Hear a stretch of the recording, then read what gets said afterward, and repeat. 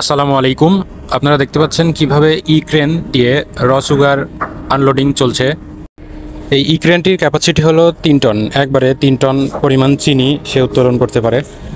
জাহাজ থেকে চিনিটি তুলে কনভেয়ার বেল্টের উপর দেওয়ার ফলে কনভেয়ার বেল্ট চিনিটি সাইলোর মধ্যে বা স্টোরেজে নিয়ে জমা করছে। পরবর্তীতে স্টোরেজ থেকে ফ্যাক্টরিতে চিনি রিফাইন করে সেটি খাওয়ার উপযোগী হয়ে বের হবে। এই র সুগারটি সিটি গ্রুপ ব্রাজিল থেকে ইম্পোর্ট করেছে। এটি ব্রাজিল থেকে মাদার ভেসেলে করে কুতুবদিয়া বহির্নোঙরে অবস্থান করে এবং ওখান থেকে আমরা লোড করে নারায়ণগঞ্জ সিটি ইকোনমিক জোন ফ্যাক্টরিতে নিয়ে এসে এভাবে খালি করে থাকি। কুতুবদিয়া থেকে সিটি ইকোনমিক জোন নারায়ণগঞ্জ ফ্যাক্টরিতে আসতে প্রায় 24 থেকে 25 ঘন্টা সময় লেগে যায়। জ্বরভাটা দেখে আসা লাগে, এই জন্য 2 দিন সময় লেগে যায় আমাদের কুতুবদিয়া থেকে নারায়ণগঞ্জ সিটি ইকোনমিক জোনে এসে পৌঁছাতে।